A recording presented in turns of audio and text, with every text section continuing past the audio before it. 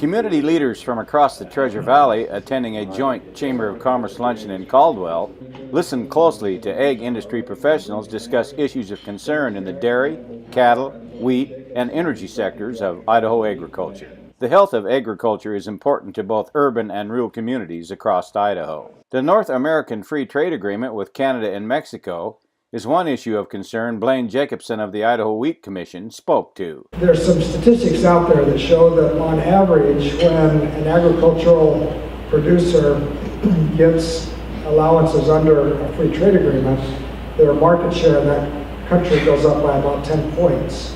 And so that's significant. We're fortunate to live in a country and a state where we can grow more food than what the local population can consume. And so the free trade agreements, NAFTA and TPP, and right now the Korean free trade agreement is up for discussion in Washington. All of those are important, not only for wheat exports, but for all of agriculture. Cameron Mulroney, representing the Idaho Cattle Association, told the group the ongoing challenge for cattle ranchers is management and use of public land grazing, vital to the industry. The beef industry is unique, as I mentioned before, because of open space. The state of Idaho is over 60% public lands. There's challenges that present themselves every day with that.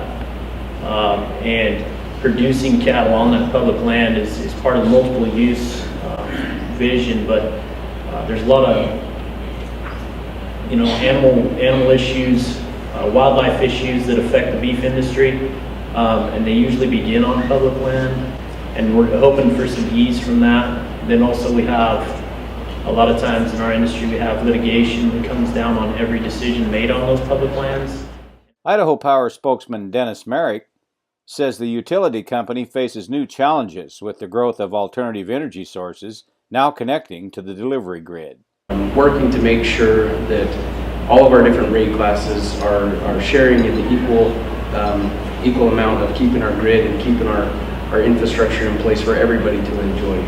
And what that means is being able to integrate the distributed generation that we're seeing coming online with solar and wind and biomass and those types of different generation that would potentially provide for a different rate class and allow them to supply or pay for their fair share of the use of our electrical system so that we don't have a cost shift to each one of us to make up for that loss that we are seeing and them not paying their fair share. Treasure Valley dairyman Bernie Tunison said finding employees continues to plague dairy operations. I think labor is, and I don't think we're unique in that situation, labor is a big challenge for us right now. There's just simply not enough bodies put off and get the work done. We're competing not only with other agricultural segments, but a lot of our people are in construction in this valley. It's just on fire with construction. The Tunison family was also honored as the Farm Family of the Year at the luncheon.